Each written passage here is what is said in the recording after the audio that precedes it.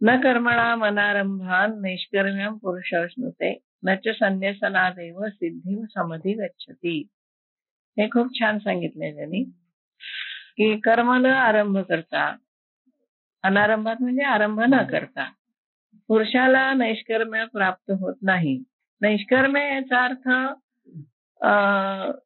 कर्म करूनही कर्म ज्याला बाधत नाही त्याला नैष्कर्म्य असं म्हणतात. कर्म करत नाहीत अजिबात असं नसतं, पण कर्म बंधनकारक होत नाही त्याला नैष्कर्म्य सिद्धी म्हणायचं. ते करूनही न केल्यासारखं. पद्मपत्र मीमांबसा, पद्मपत्र कसं असतं पाण्यात असून ते एकदम कोरडं राहतं, त्याला पाणी लागत नाही. तसं सगळ्या संसारामध्ये राहून सुद्धा ज्याला कर्म अजिबात बंधनकारक होत नाही असा जो कर्म करतो त्याला नैष्कर्म्य सिद्धी असं म्हणायचं. तर आणि त्याला होत नाही. आणि संन्यासानी फक्त नैष्कर्म्य सिद्धी पण प्राप्त होत नाही. म्हणजे एखाद्याने कर्म करायचीच नाही असे ठरवले, संन्यास घेतला, पण संन्यासी म्हणून तो जे काही करतो ते त्याला लागू पडतं. ते कर्मबंध त्याला लागतात. कर्मबंध लागायचंच नाही अशी जी अवस्था आहे ती नैष्कर्म्य आहे. तर ती फक्त संन्यास घेऊनही मिळत नाही आणि कर्म करायलाच नको आता काही, नुसतं बसावं आणि कोणीतरी आयतं आपल्याला द्यावं त्याची पण हे नाही, त्याला पण ती सिद्धी मिळत नाही. वाचोनी कर्मारंभ उचित न करिताच सिद्धवत कर्महीन निश्चित होईजेना. योग्य कर्माचा आरंभ न करताच कर्म करणाऱ्याला, कर्महीन जो माणूस होतो त्याला सिद्धता प्राप्त होत नाही. म्हणजे कर्माचा आरंभच करायचा नाही, कुठल्या कर्महीन बसून राहायचं आणि मी नैष्कर्म्य झालो म्हणायचं असं होत नाही. का प्राप्त कर्म सांडीचे किंवा असलेलं कर्म सोडून द्यायचं. ये तुलेनी नैष्कर्म्य होईजे आणि मग मी नैष्कर्म्य होईन, हे अर्जुना वाया बोलीजे मूर्खपण. असं म्हणणं सुद्धा मूर्खपणाच आहे, वाया गेलेलं, त्याचा काय उपयोग नाही. इथं दृष्टांत दिलाय त्यांनी.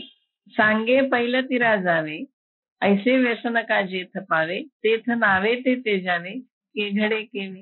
म्हणजे एखादा माणूस नदी तीरावर उभा आहे, त्याला नदीच्या पलीकडे जायचंय, पण मी नावच वापरणार नाही असं म्हटलं तर काय होईल? तो पैल तीराला जाऊ शकत नाही. त्यामुळे ते कर्म मी करणारच नाही आणि तरी मला नैष्कर्म्य सिद्धी मिळेल असं म्हणणं सुद्धा चुकीचं आहे. ना तरी तृप्ती इच्छिजे तरी कैसे मी पाकू न कीजे. जेवायचं तर आहे पण मी स्वयंपाक करणार नाही असं म्हणून चालेल का? का सिद्धूही न सेविजे केविसा, किंवा स्वयंपाक तयार आहे पण तुम्ही खाणार नाही असं म्हटलं तर त्याचं पोट भरेल का? नाही. म्हणून त्यांनी काय सांगितलं इथे की मग जवळ निरार्थता नाही. निरार्थता म्हणजे मनातून निरीच्छता प्राप्त झाली पाहिजे. जोपर्यंत मनामध्ये निरीच्छता प्राप्त झाली नाही तेथ तव व्यापारू असे पाहि, तोपर्यंत व्यापार आहे. सहज कर्म घडत जाणार आहे. जेवण आहे, खाण आहे, सगळे नैसर्गिक क्रिया आहेत आणि बाकी आपल्याला लोकव्यवहारासाठी जे काही लागतं ते आहे, सगळं आहे. मग संतुष्टीच्या ठाई कुंठे सहजे. आत्मतृप्ती झाली असता कर्म थांबते. हे अगदी अंडरलाईन करा हवी. जव निरार्थता नाही तव व्यापारू असे पाहिजे. जोपर्यंत तुमच्या मनामध्ये निरीच्छता येत नाही तोपर्यंत व्यापार सगळा चालू राहणार. आणि जेव्हा आत्मतृप्ती होते, आत्मज्ञान प्राप्त होतं, तेव्हा त्यांनी कर्म केली तरी न केल्यासारखे असतात, त्याला नैष्कर्म्य म्हणायचं. हे तर करतो सगळं पण त्याला त्याचे कुठल्याही कर्म बंधनकारक होत नाही. म्हणजे मनामध्ये निरीच्छता पाहिजे. मग तुम्ही कर्म करा अथवा नका, मनातून त्या कर्माचे लिंप होता कामा नये. मनातूनच कर्मापासून दूर राहिलेलं असलं पाहिजे. मग बाकी तुम्ही सगळं कर्म करा. सगळ्या लोकांनी कर्म केले. विवेकानंदांनी केले, समर्थ रामदासांनी केले, शंकराचार्यांनी केलेलं आहे, गोरक्षनाथांनी केलेलं आहे, सगळ्यांनी कर्म केली. पण ती कशी केली? मनातून त्यांना काही हवं होतं का?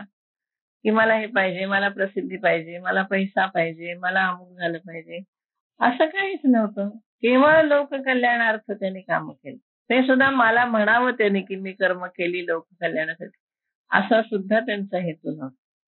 त्यांना ती गरज वाटली कर्म करण्याची, त्यांनी ती केली, त्यांच्या हातून सहज घडली. म्हणून निरार्थता हा शब्द महत्वाचा आहे. निरीच्छता पाहिजे, मनातूनच निरीच्छता पाहिजे, तरच हा कर्म संतुष्टी राहील. म्हणजे आत्मसंतुष्ट माणसाच्या हातून मात्र होत नाही, कारण त्याला काही नसतंच करायचं, पण तरी सुद्धा तो सगळी कर्म, आणि असा माणूसच जास्ती कर्म करतो. मोठी मोठी कर्म अशा माणसाच्या हातून होतात. म्हणून ऐके पार्था, जया नैष्कर्म्यपदी आस्था, तया उचित कर्म सर्वथा त्याज्य नव्हे. म्हणून अर्जुना ऐक, ज्याला नैष्कर्म्य स्थितीची ज्या तीव्र इच्छा आहे त्यांनी आपली उचित कर्म, विहित कर्म टाकायची नाहीत. कर्म हे केलंच पाहिजे. क्षत्रिय आहेस तू, युद्धाला उभा आहेस, युद्ध करणं आवश्यक. ब्राह्मण असेल, यजन याजन सगळं त्याला करायलाच हवं.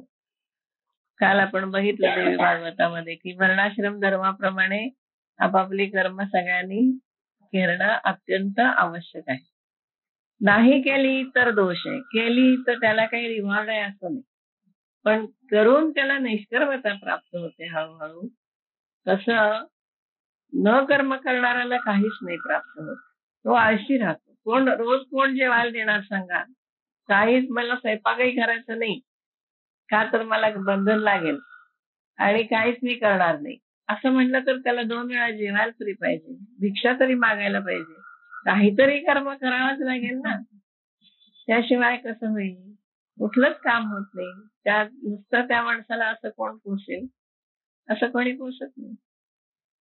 काहीतरी त्यांनी कर्म करणं अत्यंत आवश्यक आहे. मग आपली विहित कर्म का करू नये? रोजची दैनंदिन नित्य नैमित्तिक कर्म असतात, ती का करू नयेत आपण? नित्य असतात कर्म, नैमित्तिक कर्म असतात, पुष्कळ रोजच्या रोज आपल्याला काम असतंच काही ना काहीतरी, तर ते सगळे कर्म आपल्याला करणं आवश्यक आहे. आणि उपासना हे तर कधीही म्हणजे चुकवताच येणार नाही असं कर्म.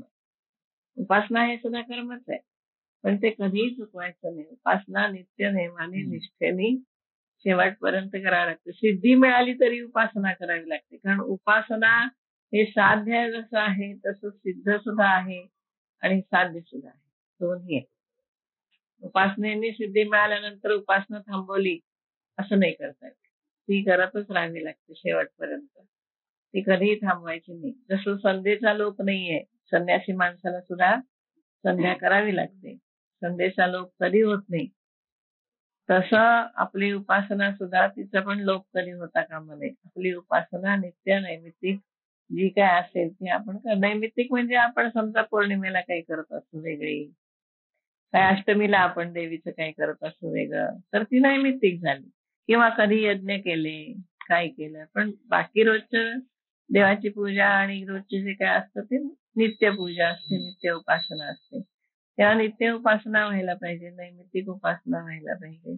आणि अगदी क्वचित किंवा मोठे यज्ञ विज्ञ असं केलं तर ती काही कारणाने झालेली ती उपासना असते.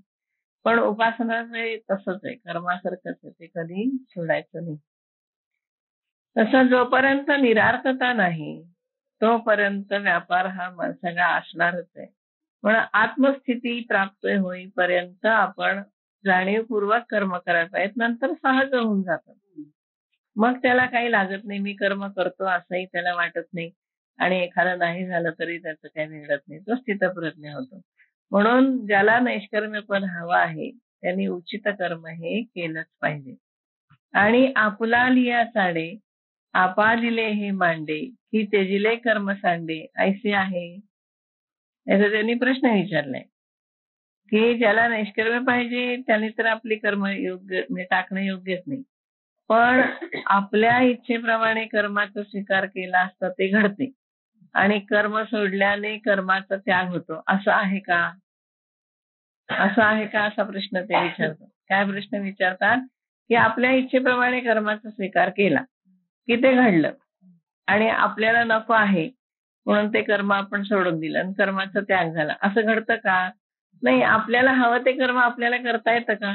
नाही येत. आता इतके लोक जॉब घेतात सोडतात, घेतात सोडतात, त्यांना हवा तो जॉब मिळतो असं नाही, पण तरी त्यांना कर्म करावंच लागतं. नाही करायचं म्हटलं तर रोजीरोटीचा प्रश्न येईल. कोणालाही जरी झालं तरी तो कर्म अमुकच एक मला निवडायचंय असं त्याला चॉईस नाहीये. कोणालाच नाहीये की मी हेच कर्म करणार आणि मला हेच कर्म करायचं, नाहीतर मी कर्मच करणार नाही. असं त्याला दोन्ही पण करता येत नाही. म्हणून आपल्या आवडीप्रमाणे कर्म निवडलं आणि ते कर्म झालं असं घडतं का? आणि आपल्या इच्छेने म्हणजे कर्म सोडून दिलं आणि कर्माचा त्याग होतो का? होऊ शकत नाही. दोन्ही पण होऊ शकत नाही असं त्यांनी प्रश्नाचंच उत्तर आहे. ऐसे आहे याचा अर्थ ऐसे नाही असं आहे. याला प्रश्नालंकार म्हणतात. हे जो प्रश्न विचारायचा त्याच्यातच उत्तर त्याचं असतं. तसं हा प्रश्नालंकाराचं उदाहरण आहे की आणि आपुले आलिया झाडे आपा दिले हे मांडे की त्यजिले कर्म सांडे ऐसे आहे. मग ते उत्तर देतात हे वायाची सैरा बोलिले. ते काय म्हणतात हे उगाच काहीतरी बोलणे आहे. उकलू तरी देखो पाहिजे म्हणजे नीट जर त्याचा विचार करायचा झाला तर ते कर्म म्हणजे त्या संबंधी आपण काही विचार केला तरी परित्यजिता कर्म न त्यजे निभ्रांत माने. कर्म करण्याचे टाकले म्हणजे कर्म त्याग होतो असं नाही. हे तू निसंशय समज. निभ्रांत माने म्हणजे काय? निसंशय समज की मी कर्म करायचं टाकलं म्हणून कर्म संपलं, कर्म माझं संपलं असं होऊ शकत नाही. कर्म त्याला करणं अत्यंत आवश्यक आहे. नाही कश्चित क्षणमपि जातु तिष्ठत्या कर्मकृत कार्यते हवशा कर्म सर्वा प्रकृतीजैहि गुणैहि. कोणीही काहीही कर्म न करता क्षणभर देखील केव्हाही राहत नाही, कारण प्रत्येक जण अवश्य आहे कुठे? प्रकृतीजयी गुणे. प्रकृतीचे गुण आहेत त्याच्या अधीन असल्यामुळे ते गुणांच्यामुळे सगळी कर्म केली जातातच. प्रकृतीच्या अधीन आहे माणूस. मग सात्विक असो, राजसिक असो, तामसिक असो. सात्विक माणूस सात्विक कर्म करणार, राजसिक माणूस राजसिक कर्म करणार, तामसिक माणूस तामसिक कर्म करणार आणि त्याला फळ आलीच.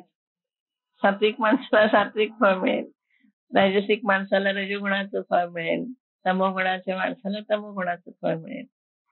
म्हणून ते काय म्हणतात की कोणीही कर्म न करता क्षणभर देखील राहू शकत नाही, कारण सगळे कर्म प्रकृतीजन्य गुणांच्या अधीन प्रत्येक माणूस आहे. त्याच्यामुळे प्रत्येक त्याचे ते गुण त्याच्याकडून कर्म करून घेतात. म्हणजे मी करेन कर्म किंवा मी कर्म टाकेन हे दोन्ही म्हणणं चुकीचं आहे. जव प्रकृतीचे अधिष्ठान तव सांडी मांडी हे अज्ञान. सांडी म्हणजे सांडून देतो, मांडी म्हणजे करतो मांडतो. तर जोपर्यंत मी प्रकृतीचं अधिष्ठान आहे सगळ्यांना, ज्याला ज्याला प्रकृतीचं अधिष्ठान आहे त्याला त्याला मी कर्म टाकेन किंवा करेन हे दोन्ही म्हणणं सुद्धा अयोग्य आहे, चुकीचं आहे. जे चेष्टा ते गुणाधीन पैसे असे, कारण चेष्टा म्हणजे कर्म हे सगळं गुणाधीन आहे. जसे गुण आहेत तशी कर्म होतातच. देखे विहित कर्म जे तुले ते सळे जरी ओसंडिले तरी स्वभाव काय निमाले इंद्रियांचे. म्हणजे जेवढं म्हणून विहित कर्म आहे ते हट्टाने टाकायचं सोडून दिलं तरी इंद्रियांचा स्वभाव जाईल का? कान ऐकायचे थांबतील का? नाकाला वास यायचं थांबेल का? हात हालायचे थांबतील का? पाय चालायचे थांबतील का? असं नाही. इंद्रिय आपापली कामं करत राहतात. त्यांनी तेच म्हणलंय, सांगे श्रवणी ऐकावे ठेले. कानाने ऐकण्याचं बंद केलं का? की नेत्रीचे तेज गेले का? नेत्र बंद झाली, डोळ्याच्या पाण्याचं सामर्थ्य गेलं, हे नासारंध्र बुझाले परिमळने. नाक बंद झालं आणि वास येत नाहीये, नाक बुजून गेला, असं कधी झालंय का? ना तरी प्राणापान गती किंवा प्राण आणि अपान आपले चालू असतात, त्या दोन्ही वायूंच्या क्रिया की निर्विकल्प झाली मती. वायूंची क्रिया थांबली का? बुद्धी निर्विकल्प झाली का? बुद्धीने कल्पना करायचं सोडला का? निर्णय घ्यायचा सोडला का? की क्षुधा तृषादी आरती खुंटलिया, त्या तहान भूक संपली, त्याची पीडा थांबली आहे का? भूकच लागत नाही आता, कारण का आम्ही कर्मच करत नाही. असं कधी होणार आहे का?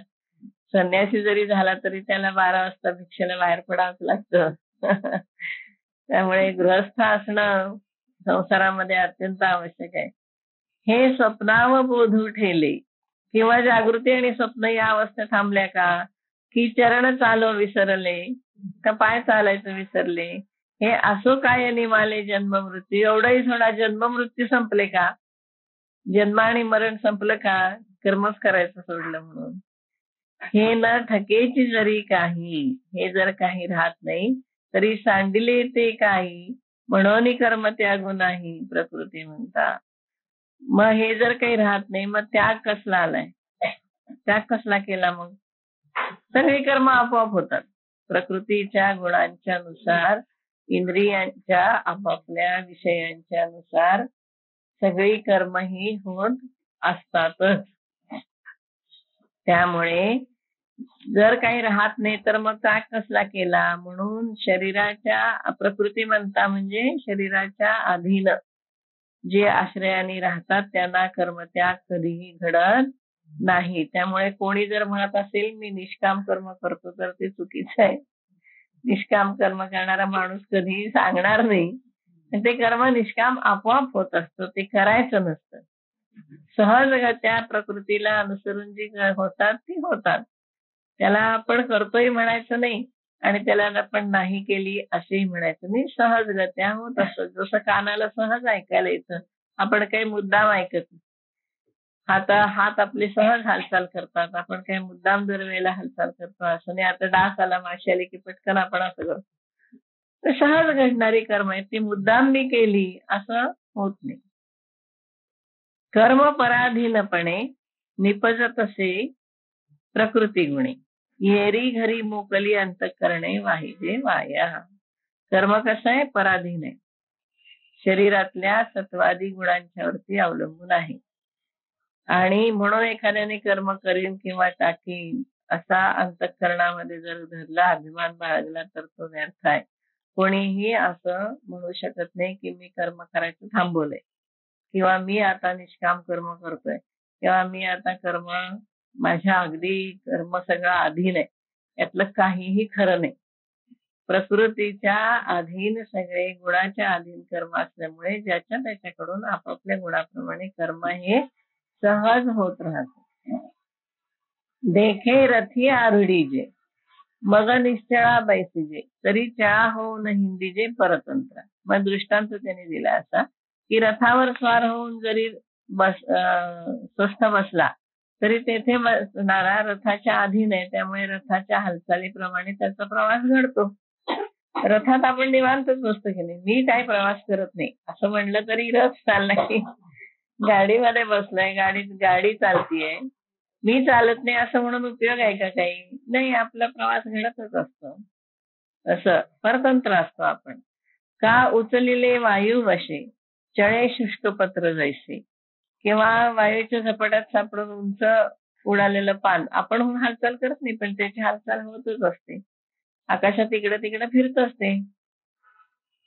तैसे प्रकृती आधारे कर्मेंद्रिय विकारे, त्याप्रमाणे प्रकृतीच्या आधाराने, शरीराच्या आधाराने कर्मेंद्रियाद्वारा नेहमी कर्म करतो. निष्कर्मी होई वापारे निरंतर, तसा कर्मातीत अवस्थेतला माणूस सुद्धा शरीराच्या आश्रयाने कर्मेंद्रियांच्या द्वारा नेहमी कर्मे करीत असतो. असं कोणीही होऊ शकत नाही की तो शांत बसलाय. बाकीचे सगळे व्यापार त्याचे होतच असतात. म्हणून संगू जव प्रकृतीचा तव त्यागून घडे कर्माचा. जोपर्यंत शरीराशी संबंध आहे तोपर्यंत कर्माचा त्याग होत नाही. असे म्हणूनही तव ऐसियाही करू म्हणती तयांचा आग्रहोची उरली. असं म्हणले तर त्यांचा फक्त तो आग्रह आहे, असं प्रत्यक्षामध्ये घडत नाही. आता ज्ञानेश्वरांनी एवढ्या 20-21 वर्षात केवढं काम केलं. हो की त्यांना काय गरज होती का काही करायची? काही नाही. पण तरी सुद्धा त्यांनी एवढा गीता लिहिली, त्याच्यावर भाष्य केलं, त्याच्यानंतर त्यांनी अमृतानुभवासारखा ग्रंथ लिहिला. कर्माचा त्याग घडत नाही. आणि असं म्हणेल कोणी तर त्याचा तो फुकट आग्रह आहे की मी कर्म करतो, त्यामुळे मी निष्काम कर्म करतो असं कधी होत नाही. निष्काम कर्म करणारा माणूस जो आहे ना, त्याचे आत्मस्थिती प्राप्त झालेली असते आणि तो सहजगत्या सगळी कर्म करत असतो.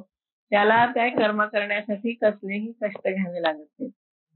अगदी शांतपणाने तो सगळी कर्म करतो, पण त्या कर्माचं त्याला काहीही बंधन लागत नाही. म्हणून निष्काम कर्म हे सहज घडत असतं. निष्काम कर्म हे करायचं नसतं. प्रकृतीच्या होणारी कर्म आहेत, पण त्याच्याकडे जर आपलं लक्ष नसेल तर आपल्याला कळतही नाही की आपण काय काय काम केली काय नाही. जसं त्याचा तो अशी काही नोंद येत नाही किंवा काय नाही, पण प्रकृतीच्या गुणांच्या अधीन सगळी कर्म होत असतात हे त्याला माहित असतं. त्यामुळे कुठल्याही कर्माचं बंधन त्याला लागत नाही. आपण इथे थांबूया.